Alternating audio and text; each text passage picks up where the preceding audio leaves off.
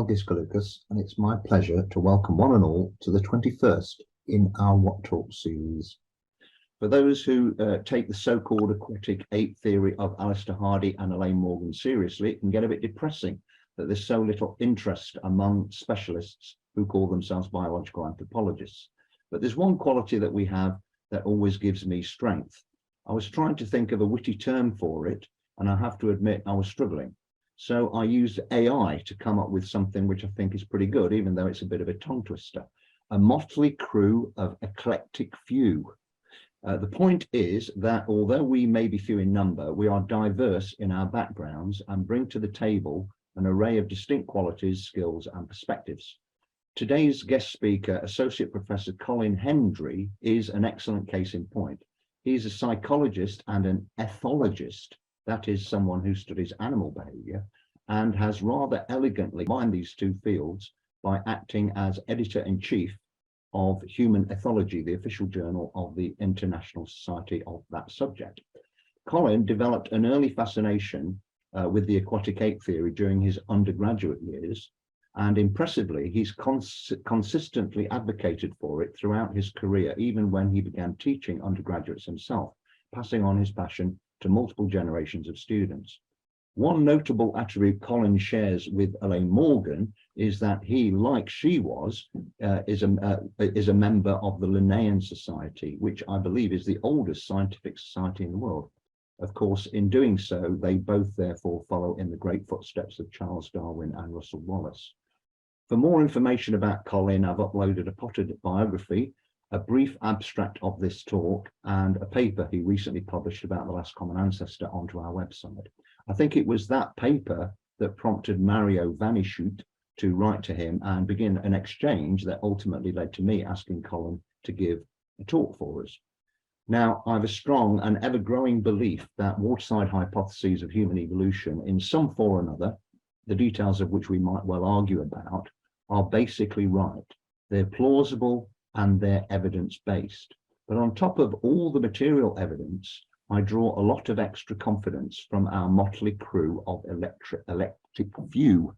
There seems to be a never-ending pool of scientifically minded people like Colin, who are experts in diverse fields that have all come to similar conclusions on this question. So I can't wait to hear what the psychologist, ethologist's angle is on all this.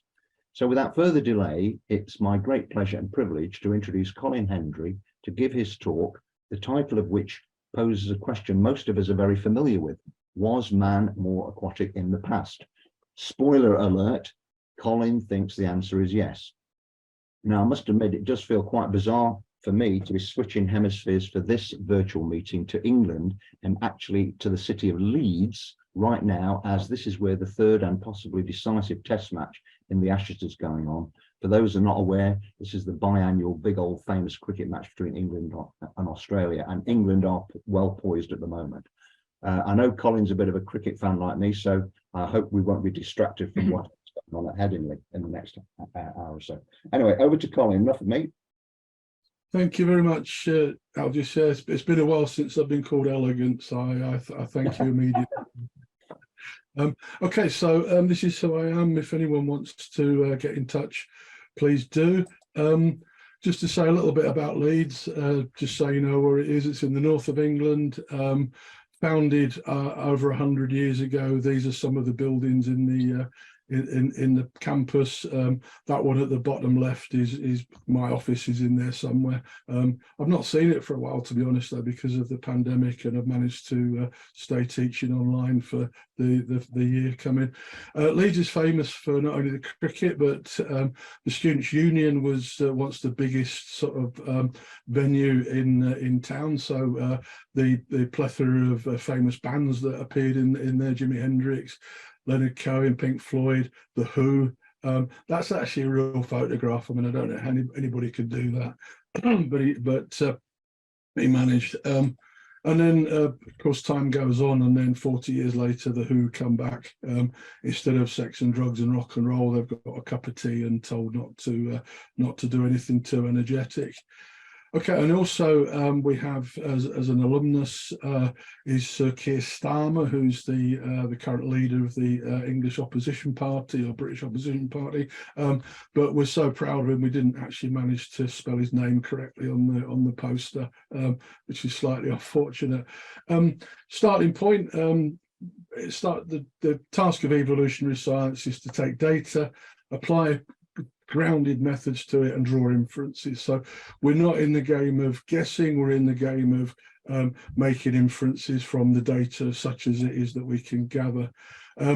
As an ethologist, I'm equipped, my tools of my trade are Tinbergen's 4 questions.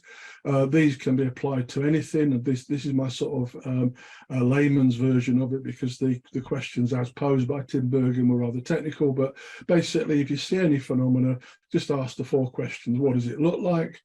From looking at it, what do you think it does? How does it change over an individual's lifetime? And then the phylogeny, how do related species, closely related species, solve homologous problems? When it comes to looking at human evolution or humans, the first 3 questions are relatively easy because clearly our species are alive, and we can just go to the species and ask the question. The phylogeny is rather different because we are the sole surviving Homo species. There are closely related species such as chimpanzees, but so we need to look at those in a slightly different light. We don't look at them as relatives, we look at these as clues to our evolutionary past, because we share a common ancestor with chimpanzees. And so here is our branch, humans and chimpanzees and bonobos that are recently split.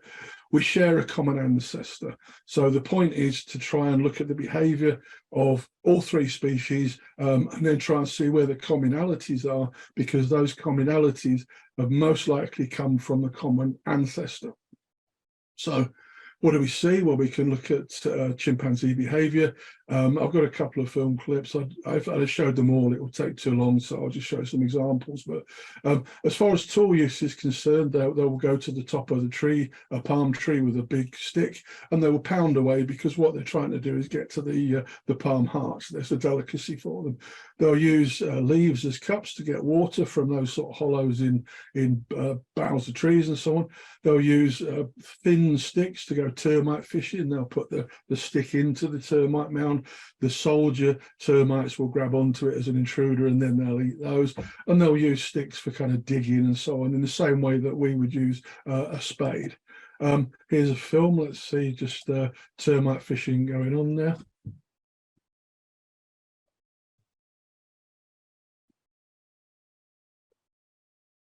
Okay, so it's come pre-equipped, and then there's the termite mound, and there's the stick in the hole.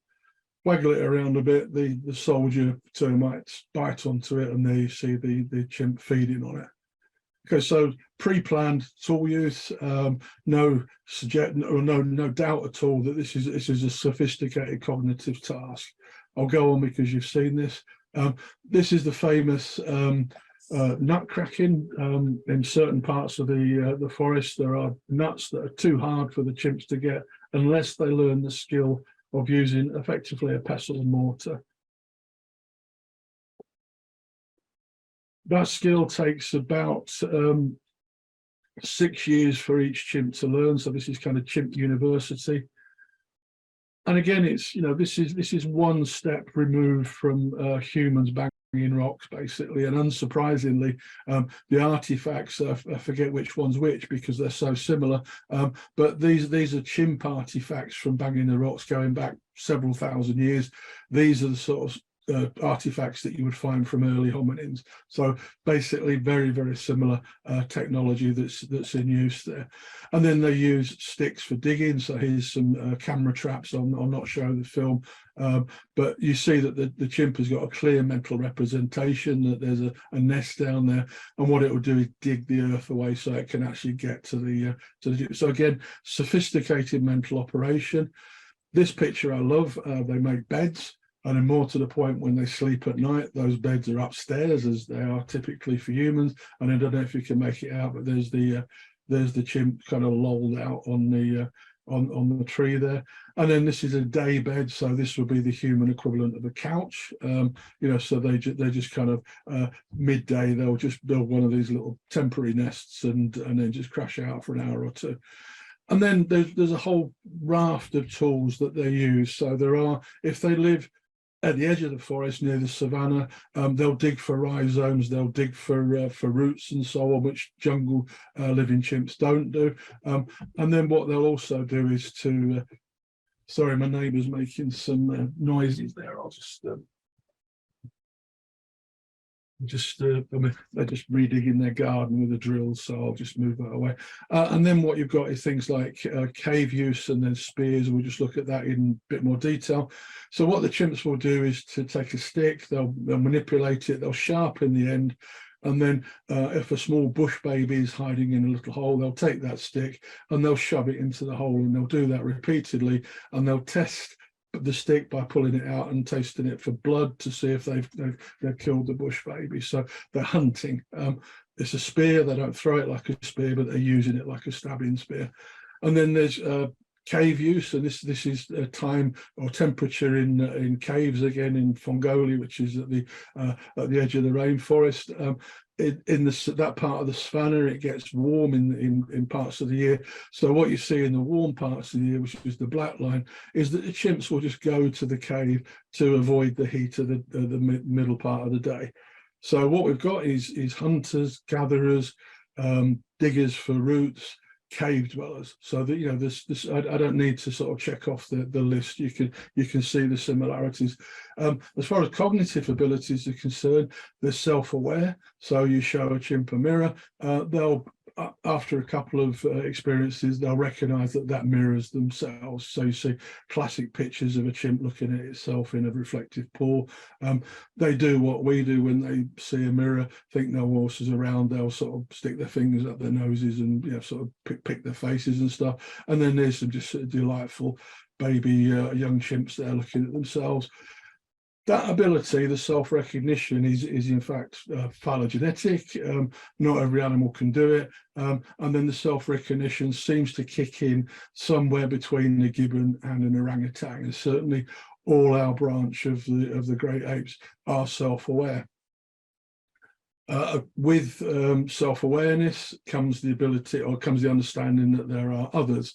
So where there are others, then there's a desire to communicate with others. And this is one of the sort of most exciting, relatively recent finds, is that there's a whole lexicon of signs and signals that the great apes use.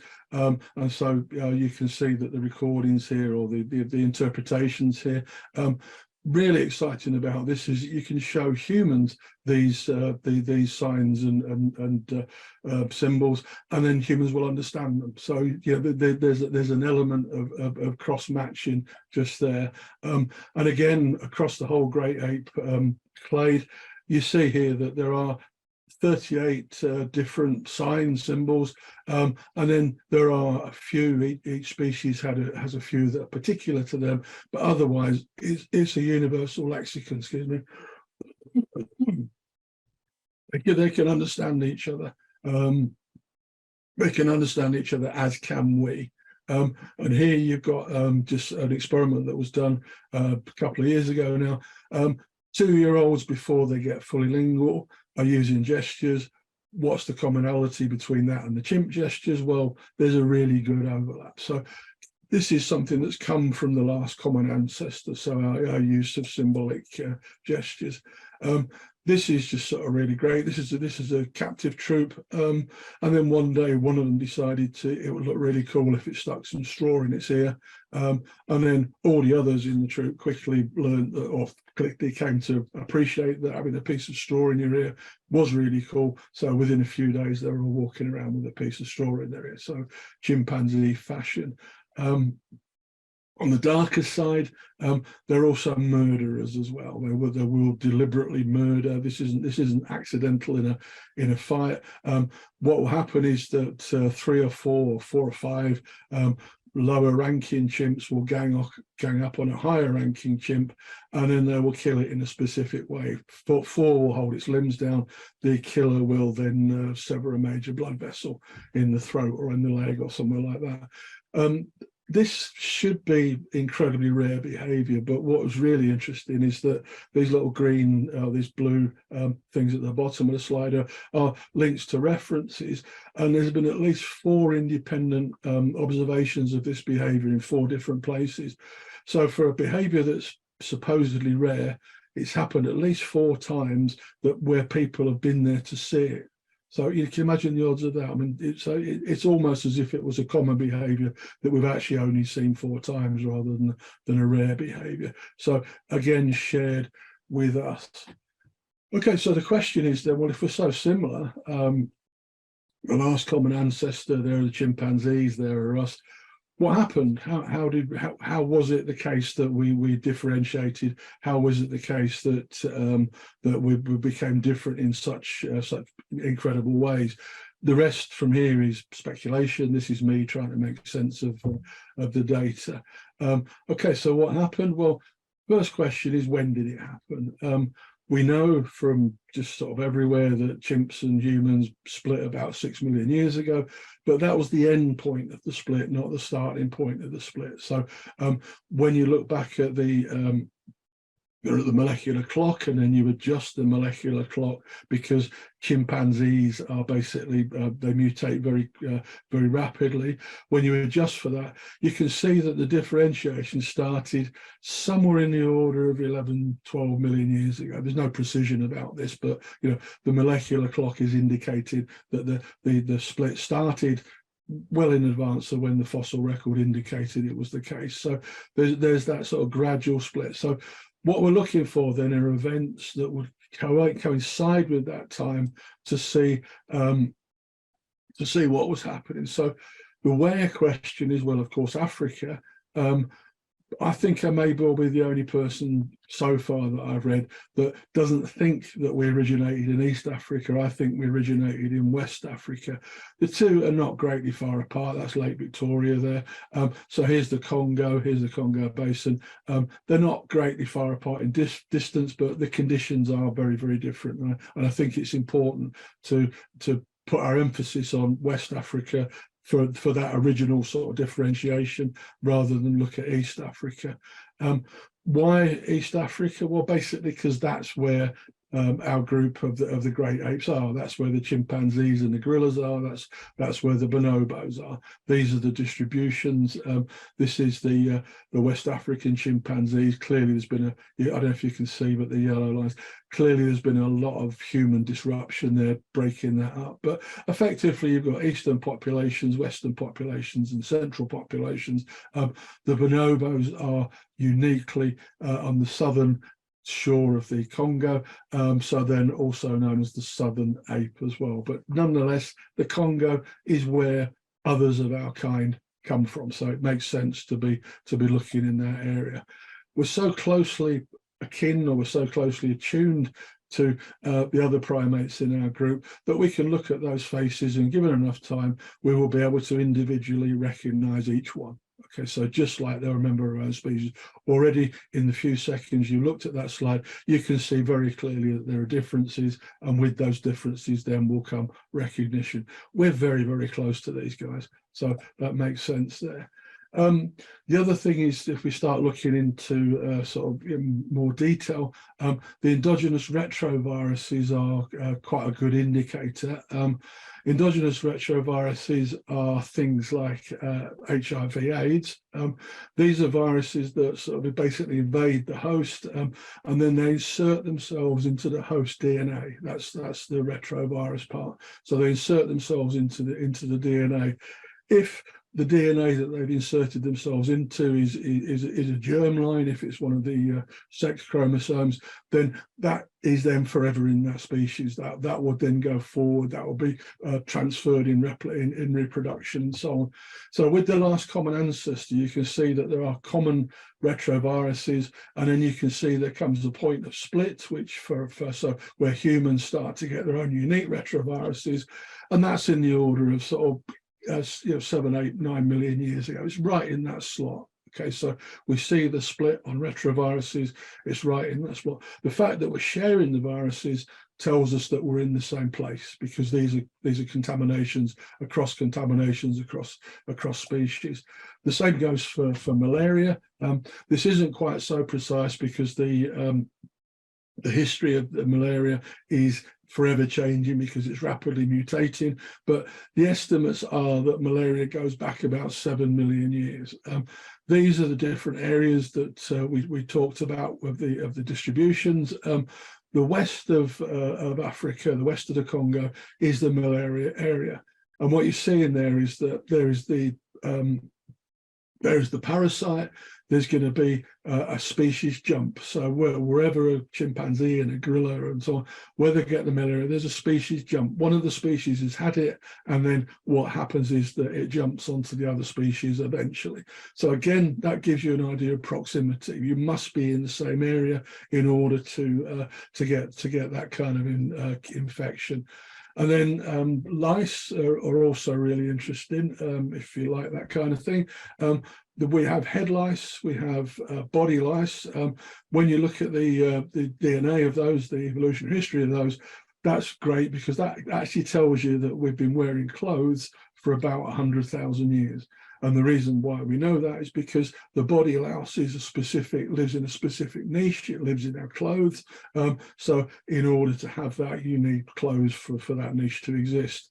The one that stands out, because it's actually a completely different species, is the pubic louse, informally known as crabs. Okay, this is actually a species crossover. And then what this little chart does is tell you about the species crossover. It actually originates in gorillas.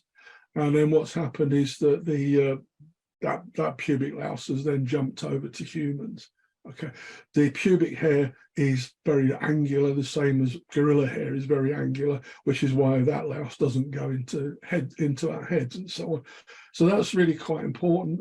There's no suggestion that anybody had sex with a gorilla. That wouldn't be the case. But what you saw was that there are day beds, and the gorillas also make day beds.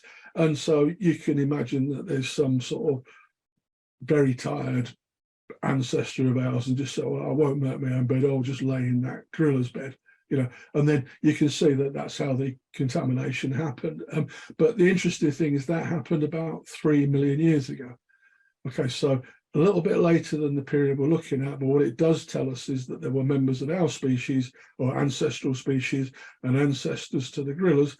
They were coexisting. We were in the same place, because that's the only way that contamination could happen. Okay, so then the question is, why did it happen? There's been lots and lots of speculation about this. I hope that this is soundly based in events. So this isn't just what I think might have happened. This is what did happen, and then this is how I think it may have impacted upon our ancestral species. Okay, so this is geographical changes in Africa. It's actually showing you where the African rift is rising. Okay, so the red is rising. I'll go into more details about the slides, but I just want you to know that blue is sinking, red is rising. So we go to kind of 25 million years ago, and then there's the start of the rift. There's the start of the rising of the rift. We move forward to 20 million years ago, and you can see that the events are becoming greater. 15 million years ago, so we're now moving into the area that we're interested in. The rift is getting higher, about 500 meters higher than it was before the start of these movements. And then we come to 10 million years ago, which is exactly the period that we're interested in, because that's where the differentiation in the last common ancestor began. And then it's not only that the East African rift is rising, it's also that the Congo is becoming a basin. It's because that area is actually sinking. Okay, so one part is rising, the other part is sinking. The blue is indicating that it's sinking. And then when you get to 5 million years ago, then the rift has raised. It's now about 1 kilometer higher than it was. And then the Congo is now literally a basin. Okay, it's literally hundreds of feet below what it was before the tectonic changes. And here is the present day just now. Okay, so what's the effects of that? Well, the first thing to realize is that the Congo Basin is actually a basin. So here's the Congo Basin here. This is areas of low-lying ground. This is areas of higher-lying ground, higher ground. So as a basin, what's going to happen is that if water goes into it, the water's going to stay there unless there's a route for it to get out. Okay, so the basin, newly formed, river systems are not fully formed, and so the basin then fills up with water. It's just one of those things, especially when you're in the tropics, especially when you're in a region of Africa where a kilometre high wall has just been introduced, and now effectively you've just got a huge big increase in rain. Okay, so these are the rainfall patterns pertaining to the period we're interested in. So basically a basin, lots and lots of water, filling up with water. Okay, I mentioned about the river systems being immature, but what you can see, this is the Congo Basin river system, the drainage patterns. That's Lake Victoria up there again. I did say how close East Africa was to the area we're interested in, but there's the basin, and then you can see that basically this is the place where the water is coming out, and until that rift, until that hole, if you like, was formed, then it wouldn't have drained very well. It would only have drained, sort of through percolation through the ground, rather than an actual river system taking the water away. So at one point, this was a very wet environment. Okay, so there's the river coming out there. Okay, so what environment would it be? Well, it turns out that kind of forest still exists. Flooded forest still exists. This is what a flooded forest looked like, some trees and some water. There is also swamp forest as well, and the Congo still has a lot of swamp forest. So swamp forest is something slightly different. These are the areas of the swamp forest in the Congo there. Swamp forest is something slightly different, and that is that the trees are kind of away, bits of grassland, and then these very watery areas in between. Okay, this is actually obviously, I was about to say it's a modern photograph. It wasn't one from 10 million years ago, I can assure you that.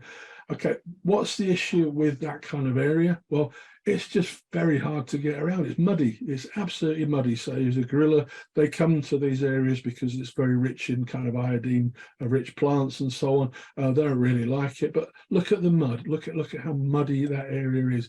Here's an intrepid explorer making their way through. Look, I mean, you can see the problem there. You don't need me to go into the detail. If you're on the land in that environment, it's almost impossible to get around. Okay, so what's left are trees, which aren't there, or water, which is there. So the propensity of the last common ancestor, in my interpretation, comes from it's the propensity to engage with that kind of water. Some parts of the last common ancestor were reluctant to do that. Parts that led to us were less reluctant to do that. And here is an existing place. This is Umbeli Bay. And as I say, animals just come to these regions because they're just rich in all sorts of minerals and stuff that they need. So elephants and gorillas and when they first discovered these in the 90s, it was like opening a magic box, because all these species we thought were kind of on their last legs. In fact, there was a big populations of these because they were coming to the bays. Back to the geology again. Okay, so these are the high ground, Lake Victoria there again as well, East Africa, and then there's the actual basin there.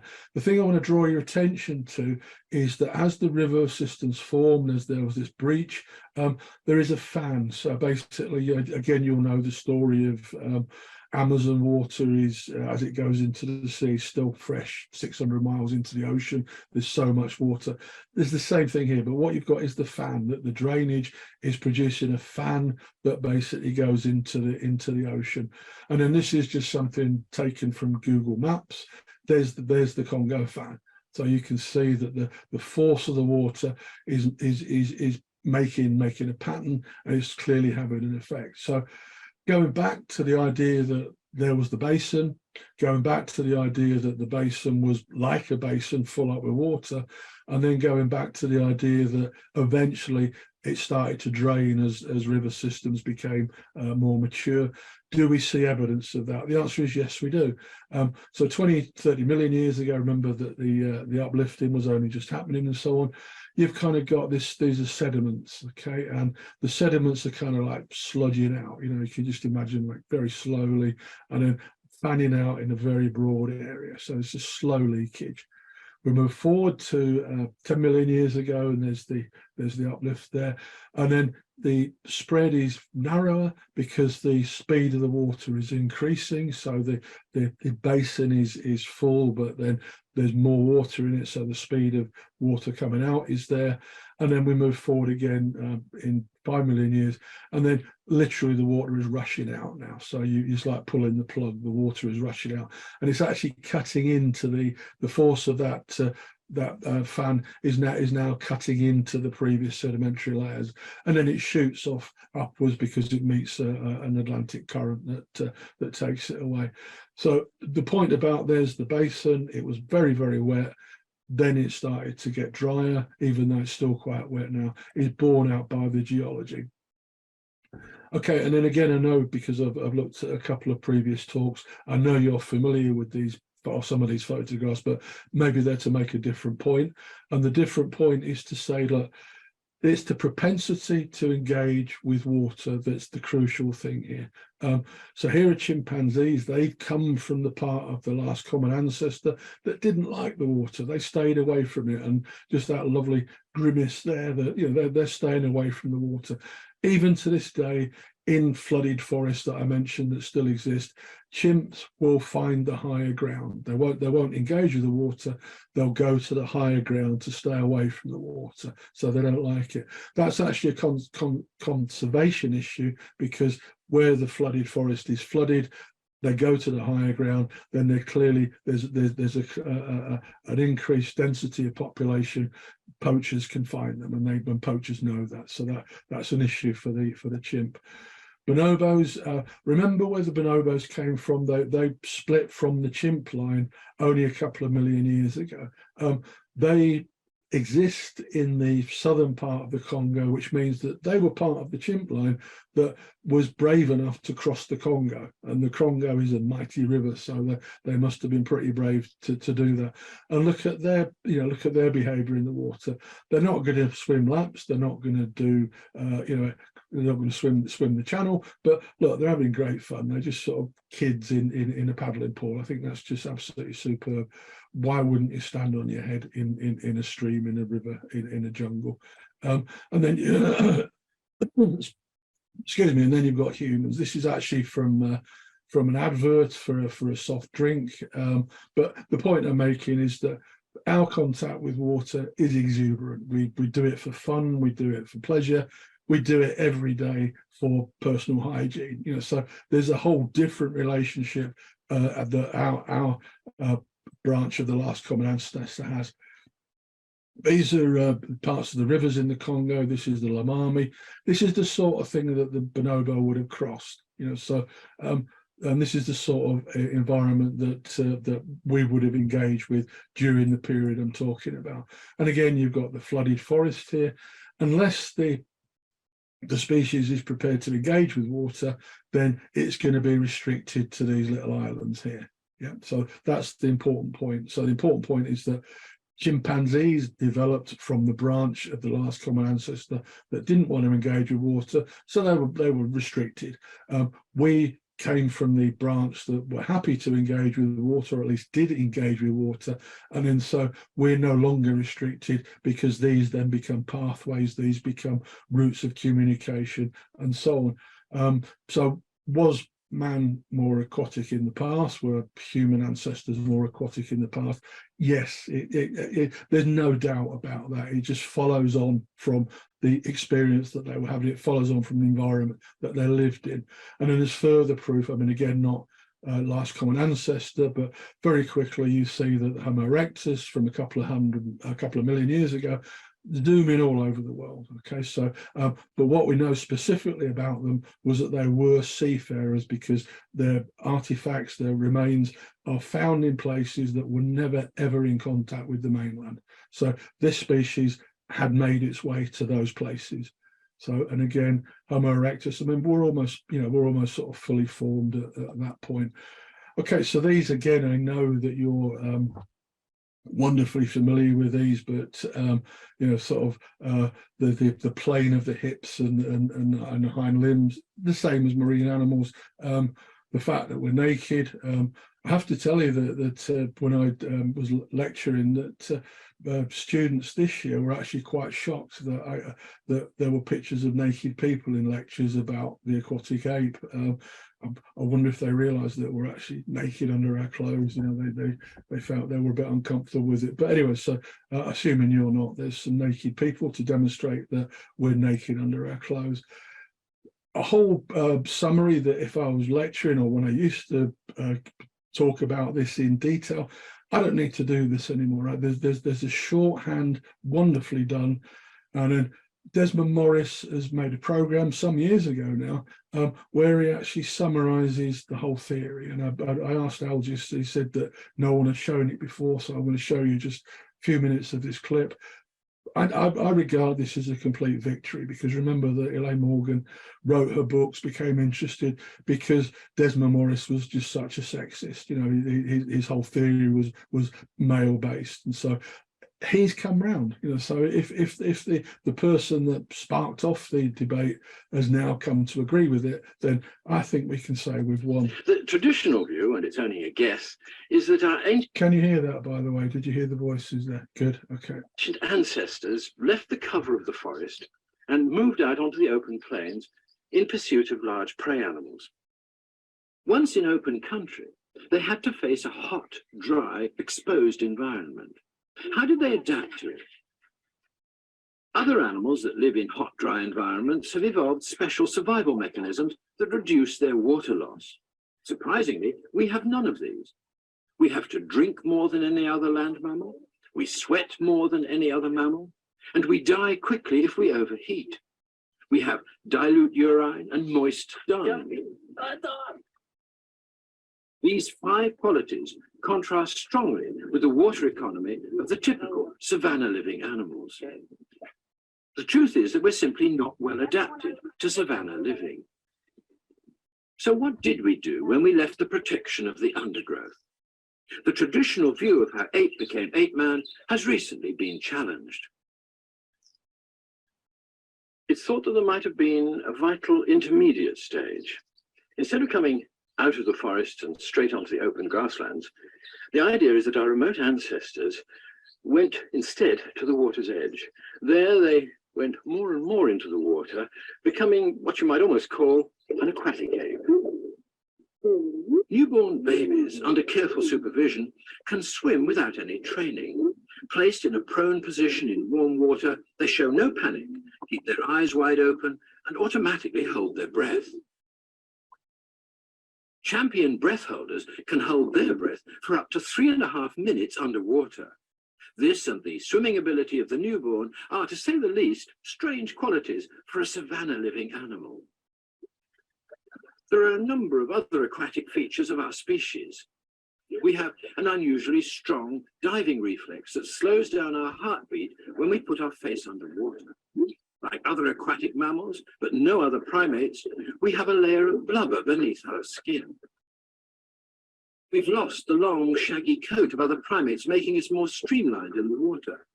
We have a unique nose shape that shields our nostrils when we dive below the surface. We have more flexible spines than other apes, enabling us to swim more rapidly. We have partial webbing between our fingers and toes, again, unlike any other primate. We weep copious tears, like other marine animals, but unlike apes. We can swim with great athleticism, but cannot swim at all. And the directions of our hair tracks differ from those of other apes, following the flow of the water. Assembled in this way, the evidence for the aquatic origin of our species certainly looks impressive. If this human baptism took place, it probably occurred here on the estuaries of the East African coast. One of the effects of moving into the water for these aquatic apes would have been to find immediately a wonderfully nutritious source of food, a new kind of food, a change from the fruits of the forest to the fruits de mer.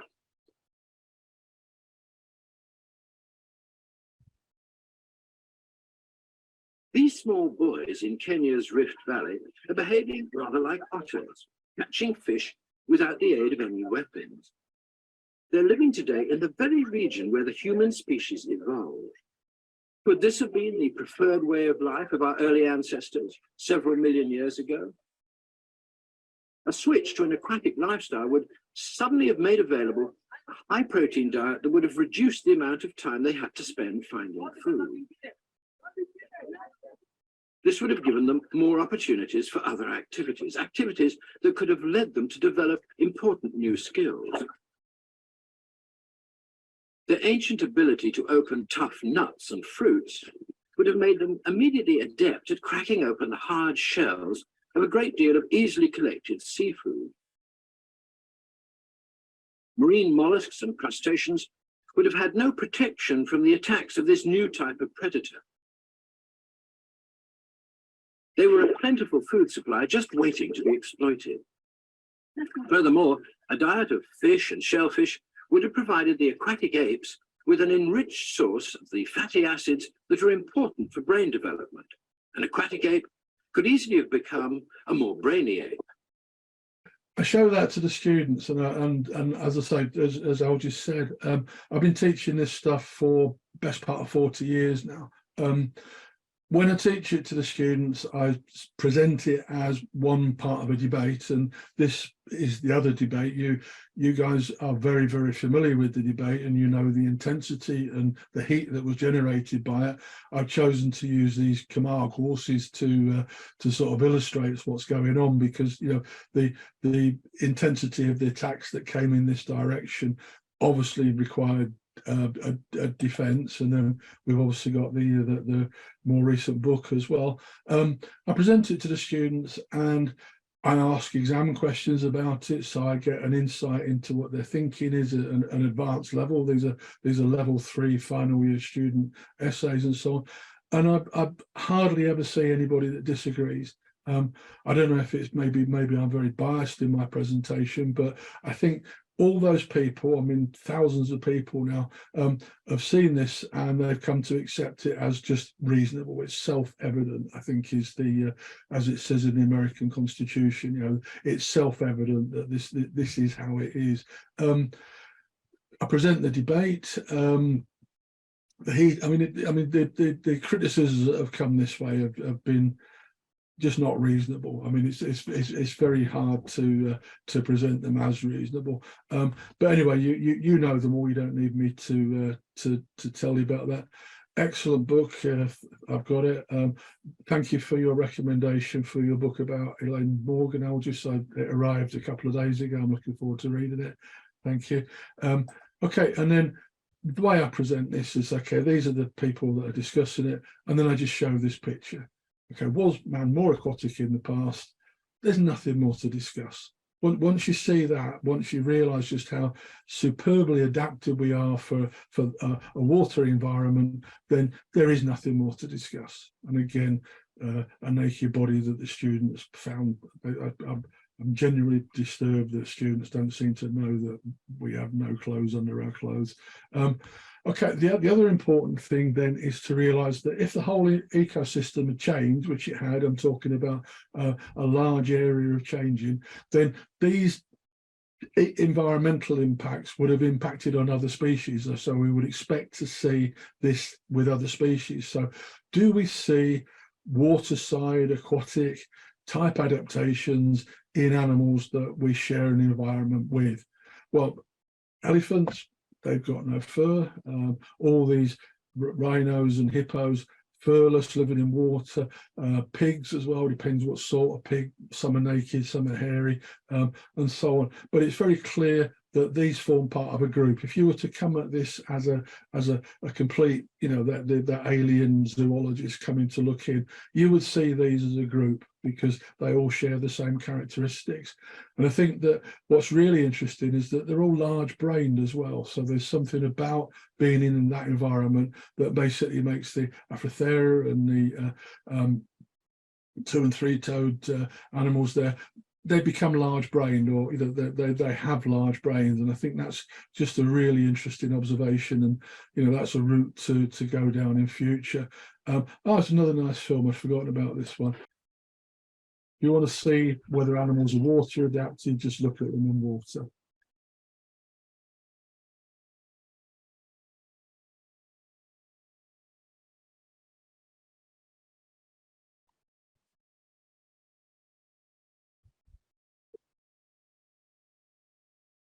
Love that the older ones are concerned because they know they're not quite coordinated yet. And I'll just say there's this slide I stole from you. This is what I took at the 2013 conference. You make the point, and it's the very credible point, that the starting point determines the end point, because you go into the water and where you started from will determine where you finished. Elephants aren't bipedal because they didn't have that sort of starting point. They didn't need to develop bipedalism. None of the others did either. I don't think, I mean, again, we kind of discussed this informally, but I don't think the last common ancestor, well, in fact, I'm certain that the last common ancestor was a knuckle walker. It wasn't a knuckle walker. It was a biped, an arboreal biped, but rather like a orangutan. It walked that way. The difference is then that if you take an arboreal biped, which is effectively top heavy, they're large chest muscles, long arms.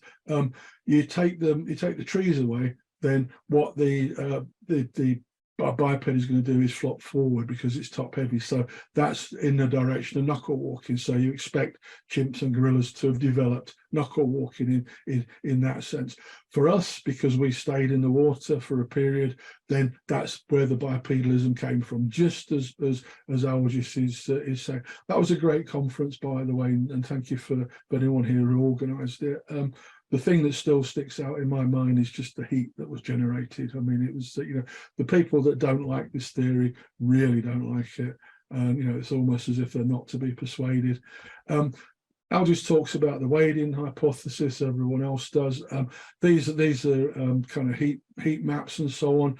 And then whatever adaptation we have, this is just the most obvious one about water. We are insulated from the chest down. Okay, we're insulated from the chest down in ways that macaques and chimps are not. Okay, so we have fat layers. If that's an indication that we were the bottom half of our bodies were in a colder environment than the top half of our bodies. Let's call it water. Okay, so this is again just what I show the students just to illustrate. Here's the forest. It's flooded because of the reasons that I've said. Our ancestors are swimming around in the water, getting used to it. Cut to 1 million years, and then that's what we turn into. Okay, a wild swimmer. Where did it? What were the conditions that created it? Well, the thing to understand, and I'm sure you all do, is that there's a kind of heartbeat to the planet's environment, and sometimes it's cold and sometimes it's hot, and about every 100,000 years it kind of goes into that cycle. What happens to the rainforests in the Congo is that where the water is tied up in the ice caps, then the rainforest retreats, and then where there's lots more water in the environment, then the rainforest expands again. So basically the rainforest is beating like a heart, it's growing and becoming smaller and so on. And that's an important point to consider, because that's going to answer our next question, I think. And then this is just the global temperature. And again, I can't talk about global warming. I absolutely believe that, sort of oil and stuff, we should stop burning it because clearly it's damaging and so on. But over the lifetime of the planet, or the recent lifetime of the planet, we're actually in a cold period. No two ways about it. But what we are also in is a period of great fluctuation. And when it comes to evolution, fluctuation, change in environment, I mean, that's an absolute driver for evolution. The environment's changing quickly, relatively quickly. We either change to match that environment or to deal with it, or we go extinct. I mean, those are your choices. So you can see again, just on this little map, that as the fluctuations have increased, then basically the human evolution has gone forward as well. Okay, so as the planet dries out because the ice caps are holding all the water, then one thing's going to happen, and that is what was flooded and what was draining will now start to become drier. Okay, so our ancestral species didn't have to do anything. They just had to stay in exactly the same place because the environment around them was changing. So if they didn't move anywhere, then they had to do something anyway because the environment was changing. So there's the drought. This is just an interesting one because it makes the next point. These are some chimps. When I say engage with water, I mean dive into it and not fully swim around. This is just a little streamlet. And what the chimps are doing is just foraging for little sort of crabs and that kind of thing, little crustaceans. So they have it, we would do it. So that's come from the last common ancestor. So when we meet the next situation, it's of no surprise what we're going to do. As the drought comes in, what fish do in every drought situation is they make for the wettest place they can find. And if that wettest place they can find eventually is just mud, then they'll go to the mud. And so what will happen is there's our species, it's drying out, life's becoming a bit tough. We're predisposed to sort of root around for stuff in areas like streams and so on.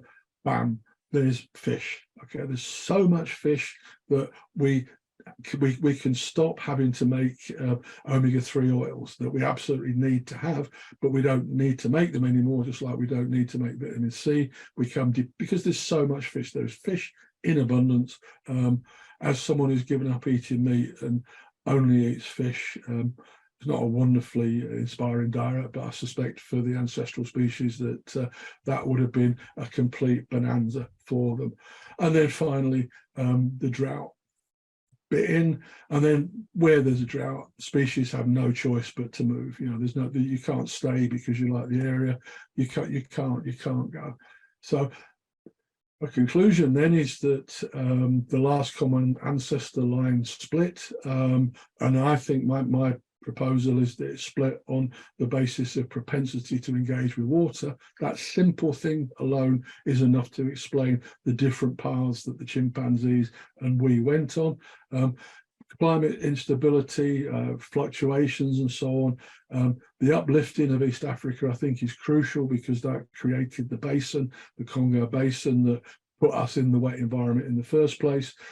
We became adapted, and then that's it. I mean, basically, the wet part of the waterside becomes an intermediate phase: forest, waterside, and then savanna, because the world had dried out and we had to go onto the grasslands. Although the grasslands weren't really that grass. I'd forgotten to put these slides here actually. These are from like 1.5 million years ago, but it shows you the sort of species that were coexisting with footprints and foot tracks and so on. And you put that together in this sort of wonderful artistic way. This is the sort of lake that we would have frequented, and then just going across the day, the different animals are coming to the lake and so on. So that's kind of where we were kicking around for a long time. Okay, and that's my talk over. Thank you very much for your time and attention, and particularly the invitation to talk. Thank you. Well, thank you very much, Colin. That was beautiful. And may I say, I think your slides were particularly elegant. Some beautiful slides and some beautiful video there. Thanks for sharing all of that. I'm going to ask everyone if they'd like to ask a question or make a point before I say anything. Would anyone? Humphrey's got his hand up first, so could you go first, Humphrey? Yeah, I just might not. Just when I see that, we know that chimps don't like really water. So why do we see chimps in the water then, if there's no need for them to go there, or is there a need? That just how does that work? Okay, I think it took me a while to get the point I'm going to make, so hopefully it's not too obvious. But chimps aren't ancestral to us. Chimps aren't even. We're all 6 million years on. That's the point I'm making. Okay, so the last common ancestor split 6 million years ago. Chimps have had their evolutionary path. We've had our evolutionary path. We're not the same as we were 6 million years ago. So it's a great question. I can't account for that. But what I can do is just refer you back and say, I think the propensity to engage with water was the thing that made the difference. If there are some chimps now that like to swim in water, generally chimpanzees, as in Pan, don't really like it. I mean, they still will stay away from it. I mean, the bonobos, you know, they like bonobos. I mean, you know, they're the hippies of the jungle. Remember, you know, they have sex to say hello, they have sex to say goodbye. The only rule in bonobo society is that a son can't have sex with his mother while she's ovulating. You know, so you know, what a great species. If there's reincarnation, yes, please, I'll come back as a bonobo. But yeah, so yeah, I mean, I think the point I'm making is what's now is almost not related to what happened 6 million years ago, although obviously we can still see footprints and traces of it. And I mean, some stuff is actually very, very obvious. Just to follow on from that point, the gestures stuff I spoke about, 6 million years since we split. Okay, so the meaning of those gestures has persisted for 6 million years. You know, this is the Great Ape Dictionary. Humans can understand the signs that chimpanzees are making. I've just finished a study with some students as well. We got humans to act the signs that the chimpanzees were making, and then asked, obviously, the participants, what do you think those signs mean? And they weren't 100% accurate, but you know, they were 80% accurate, which I think after 6 million years, if they got one right, I would have been impressed. Yeah, thank you. Thanks, Colin. I had a question online from Kathleen. She asked about the film, the Desmond Morris film. Do you know what that came from? Yeah, I can't remember off the top of my head. There was a series made in the 90s, and this was something called The Hunters. So there was a series, 5 or 6 episodes of it, Desmond Morris, and then this was the episode called The Hunters. I can give you the details if you want. Where I found it was, what can we say? Yeah, where I found it was at the university, because in the UK, BBC is part of the covenant is that they make their output free to educational institutions. So that's where I got hold of it. But yeah. I can't remember off the top of my head. I'll let you know. Thank you. Simon, you've got your mute off. Do you want to go next, and then I'll go after that? I was just going to say thank you very, very much indeed for providing a wonderful overview of what's going on. It's something we can point skeptics to.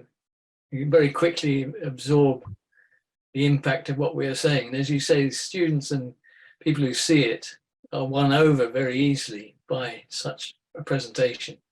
And I experienced the same thing myself at university. The students were most receptive. The staff would not and were more aggressive. So you're cutting out there. Sorry? You're cutting out. We just missed that little bit there, Simon, that last bit. Okay, the question I wanted to ask was, what are the possibility of life on the coast and seawater being one of the areas of water that was utilized by our early ancestors? Yeah. Well, again, I mean, I can't recreate the situation. All I tried to do is to say this is the conditions that could have led to bipedalism, and that's actually the only thing I'm trying to explain is where did bipedalism come from. For the rest of it, of course, it's speculation, but we know that where people talk about savanna living species, it wasn't savanna. They were living in very moist woodland sort of conditions, and as they were moving around, I mean, as Desmond Morris said, remember, we can only go about 3 days without water. So that meant that until we invented some sort of container, we could never be more than a day and a half away from water. You know, so that's the sort of environment that we were following through. If you're following that kind of path, a river or whatever, at some point it's going to lead to the sea. I absolutely agree. And that sea there is there to be exploited. The only thing I'd say about salt water is that, I mean, again, you know, we've all done it. You go to the beach on your holiday, You have a bit of a dabble in the sea. It's always colder than you think it is, but especially in the UK. But you have a dabble in the sea. But the first thing you want to do is get the salt water off you, because it's actually quite unpleasant. So I wonder about that. Well, we're not saltwater adapted. I don't think is what I think. I mean, yeah, we could go fishing. Again, sorry, just to make the point again, what I tried to introduce with the idea about here are the fish just sitting in the mud, there needs to be some explanation about how come we as a species need all that omega-3. We didn't become adapted to fish oil with a fishing rod. That just didn't happen. There needs to be a much simpler explanation for it than that. And putting your hand in a mud pool seems to be the right. But again, sorry, you've sparked some thoughts there. Desmond Morris film is of it. You can also just go and pick up a shellfish that's got no defense against you at all. I mean, that's another option. Yeah. I quite agree. Thank you. Okay, Margajata next, and maybe a couple more, and then we should be thinking of finishing. Yeah, hello, thank you very much. This was really excellent, very well structured, and I hope, I will be sharing it as wide as I can. Actually, I happened to see this film by Desmond Morris. Of course, it used to be on YouTube. I assume that these films disappear from YouTube on the what's the English? On the property, copyright rights, which is a terrible story nowadays, because I would think actually this is 90s, that after seeing Desmond Morris, there could hardly be any resistance like we have nowadays. So it looks like we are regressing, and we don't even have the means of showing what was already achieved or described or argued in the past to students, for instance. So I wonder if anybody has any idea of how we could regain those things. Even the film, the Aquatic ape that made, that mentions Elaine and so on, that's a very, very old one. It's nowhere I mean, I got it from Elaine, but it's nowhere to be found anymore. This intellectual property is hardly working for the authors or creators. It's just kind of cuts us off from If I could just come in there, please, Margajata. That film is on YouTube.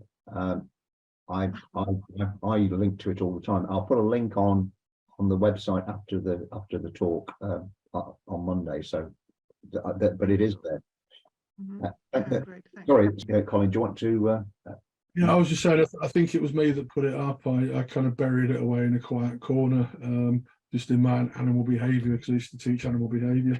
I buried it away there, but the bots find it, and once the bots find it, you asked about how to regain lost ground. I did the thing that Alistair Hardy himself did, which was towards the end of my career, I've literally abused my position as an editor to publish something that I wouldn't have otherwise published, because the point needed to be made. So that I mean, all I can say, I'll be standing down as editor of that journal at the end of this year. But if you've got anything that can, in any way, shape, or form, be related to human ethology, get it to me, and I'll certainly, I'll view it sympathetically, obviously, but make it related, so there's some excuse for putting it into a journal called Human Ethology. Please. Anybody else like to ask a question or make a point? Mark the Hagen, you're on mute at the moment.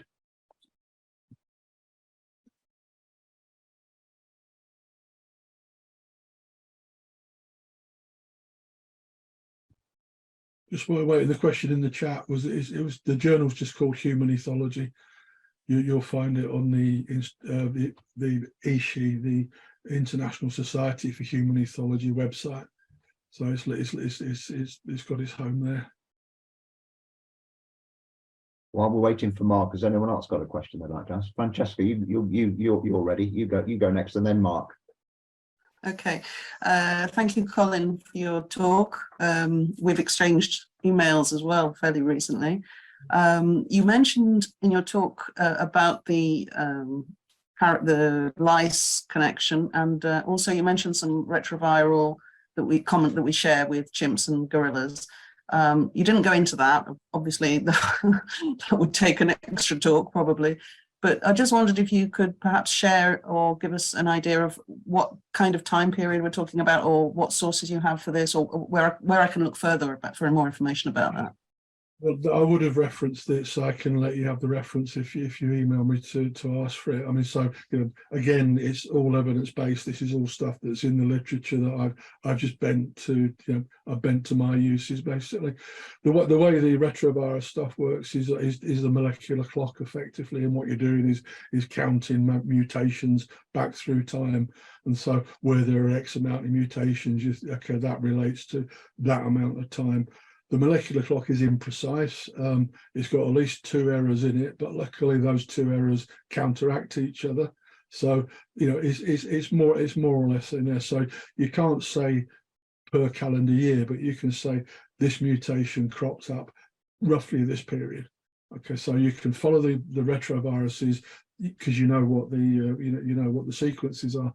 You can follow the retroviruses through the ancestral species, the related species, and then where the retroviruses stop being common, then you know that's when the split occurred, effectively. Yeah. So with chimps, chimps and ourselves, it's in the order of sort of 6-8 million years kind of thing. Again, the precision on that is imprecise because chimps have some retroviruses that we don't have, and we have some retroviruses that they don't have. An interesting dinner party fact, if you want to tell people about it, is that about 8% of our genome is actually made up of retroviruses. So yeah. But can I also ask then, how do you explain the TERV1 virus, which affects all African apes but not humans or Asian apes? Well, again, I mean, it's not precise effectively. So some stuff can mutate out as well as be mutated in. I mean, I don't have the level of expertise to answer that in detail, but my understanding of evolution is that if there's a selection pressure against it, then it will disappear. So it could well be that there was some adverse effect that was being produced in humans that we bred out, or I don't know. I mean, or possibly humans were isolated from all other African apes for a period of time when they diverged from chimpanzees. Yeah, I've heard the point. I mean, I've read your paper as well, of course. But I mean, for me, evolution works in small steps. Micro steps, literally. So I don't think there's the explanation for me doesn't work if it's a kind of like and then we were here and then a million years later we were 10,000 miles away sort of thing. For me, that doesn't work as an explanation. So I would go for the more parsimonious interpretation about why the virus isn't there. I mean, again, we could discuss this, and I would really enjoy discussing it. My thought processes aren't firing all cylinders at the moment. I realise that we're eating into the cricket here, so yes, I better let you go then. Cricket, there's always replays that you can watch. But yeah, I mean, great question and great points. But I mean, my only, as an outsider to the debate and having had the luxury of watching the debate develop and take place without having to get involved with it, the criticisms that are coming are basically directed at those big steps. They're directed at the magic, basically. Yeah? And so I think it's beholden on us to basically eradicate those big steps and to make the explanation so compelling that what they can't do is dismiss it. To make the argument so tight that there's actually no way it can be dismissed. And again, that's what I've tried to do. And again, I'm not trying to explain anything else at all apart from bipedalism. What were the conditions that led to bipedalism? Everything else is, that's another argument. So, yeah, that's my thought anyway. I mean, I said to Algis, and I know even mentioning the name will get blood pressures rising, but Langdon made the point of don't try and explain everything with a single event, because that won't happen. And I think that was a reasonable point to make, to be honest. I mean, I don't think he made the point reasonably, but I think the point was reasonable.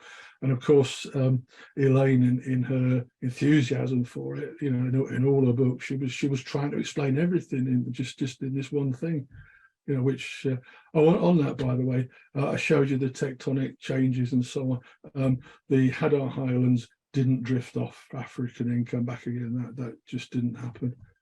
At least not according to that tectonic analysis anyway. So, yeah. I'd like Mark, if you could get yourself off mute for a minute, because you had a question before. Do you want to just ask that, maybe the last one, or someone else wants to ask one? I'm happy to keep going as long as people are interested. I'll just. You're on mute, Mark. You're going to Mute bottom left. the bottom left-hand corner of your screen. There's a little microphone button. That's okay. Thank you very much for your splendid presentation. But I must say, I must disagree, where Francesca probably has the same on the retroviral evidence. It's clear that we don't have the Pliocene African retroviral DNA. So we must have been absent from Africa during the Pliocene and possibly even later. So I agree with you, of course, about most, except that we came from Africa. The African Australopithecines are probably more related to chimpanzees and gorillas. The East African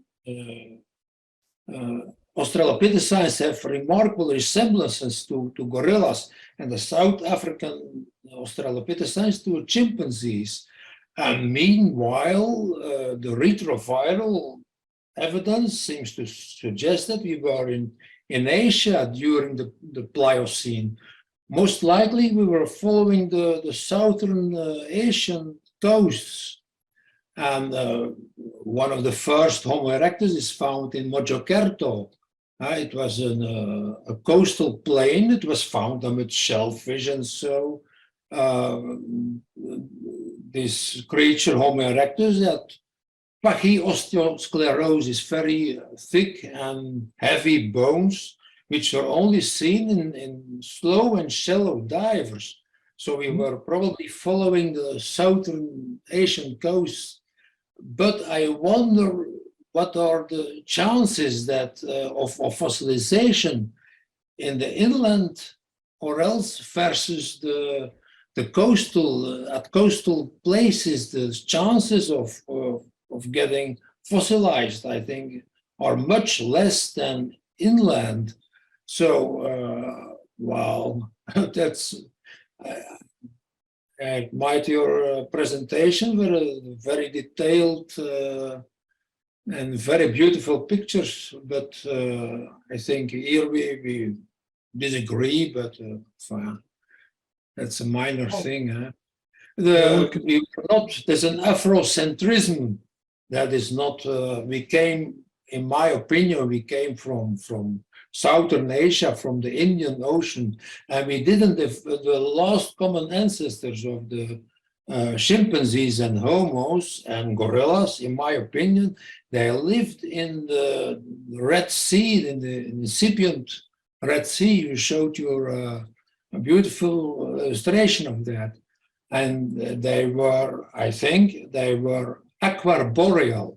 They were wading upright in swamp forests, most likely in coastal forests in salt water then, and they climbed arms overhead in branches above them. That's why we became bipedal. It's not only humans that are bipedal, but most likely gibbons are still bipedal, and most likely all early apes, all hominoidea, were vertical, not for walking over the ground, but for wading upright in swamp forests, in coastal forests, and for climbing arms overhead. So bipedalism is probably already 25, at least, perhaps 30 million years old. That's why the human-like footprints are found in Trachylos in the Mediterranean Sea, late Miocene. Well, that's what I wanted to say. That Thank you, your Mark. talk is, in my opinion, too Afrocentric.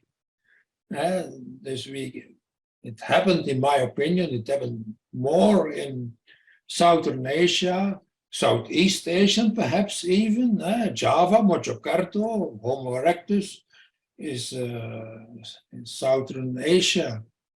And Thank you, Mark. Let Colin answer then, please. Yeah, no disagreement about Homo erectus, but we're talking completely different time frames. I mean, Homo erectus from a couple of billion years ago. We're talking, I mean, the position I was putting forward is relating to the situation 10 to 6 million years ago. So I mean, well, it was an equarboreal phase, the equarboreal. But then after this equarboreal phase came or more aquatic phase, shallow wading plus shallow diving, most likely for shellfish. well, We have to decide different phases in waterside evolution.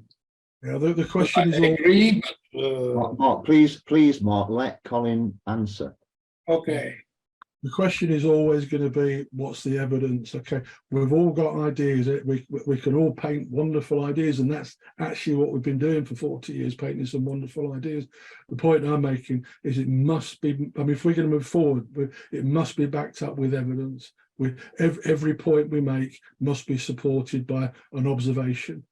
Okay, so the ideas are great. I mean, they're wonderful, and nobody can discount ideas because they're ideas, but evidence is what we need. Okay, so what I presented is what I've given the geological evidence, I've given you parasite evidence, I've given you morphological evidence without any detail, but that's the picture that comes together when you put that evidence together. Yeah. It's got to be evidence. Sorry, I made that point very strongly, but you know, I firmly believe the waterside hypothesis is absolutely the correct way to go forward. The failure we've got at the moment is persuading other people, and that failure is coming from, I think, having looked at the debate from outside, the failure is coming from the not backing up what we're saying with indisputable evidence. Well, thank you, Mark, for the question, and thanks, Colin, for answering. The only thing I would like to just ask or make the point is, I just think that clearly everyone here, or everyone I think here, has got a broad agreement that something to do with water is the thing that made us human, right? I think we can all agree to that. Now, the details about whether it was early, whether it was late, whether it was in Africa, whether it was in Asia, these are the secondary battles that have to be kind of argued out over time. We can't even get past square one, as Colin said, because the biological anthropologists are still stuck in an old paradigm of the savannah, and they resist the notion that there was any selection at all from moving through water. So I just think that if we can at least get some progress made there, we can then have, you know, and of course on the way have these arguments, but it's of secondary importance. I mean, I think we're all agreed that water made a big difference, moving through water, selection for moving through water. There is, of course, no evidence for the savannah hypothesis either. I mean, this is just pure belief. I mean, you know, there is no. I mean, Desmond Morris said it himself. Hey, look, here we are. Here's our water budget. This is what we need to move around and feed. That doesn't fit with the savannah. It just doesn't fit in any way, shape, or form. Yeah, no, I agree. Yeah, I mean, thank you very much for asking me, letting me have my one opportunity to talk about my one idea that I've had for 40 years. Oh, brilliant. No, it was great. Thank you so much. And it was a really beautiful presentation. So really excellent. And and thank you everybody for turning up. I think we should draw a line on it there. So it's got nothing to do with the cricket, honestly, but we should really, we'll be going for about an hour and a half. So I think that's usually the sort of time we spend. Anyone goes to the YouTube channel, I'll put the video up there in a day or so, but there is a comment section underneath. And so please take advantage of that. And then we can carry on this debate forever. You know, that's what I was hoping. So I'd like to just, unless Gareth just wants to come in with a comment. Hello, Gareth. No. Oh, you're on mute, Gareth.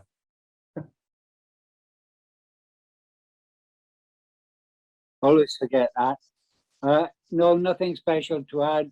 I will get in touch with Colin about the thing that's cropped up here because he's an ethologist.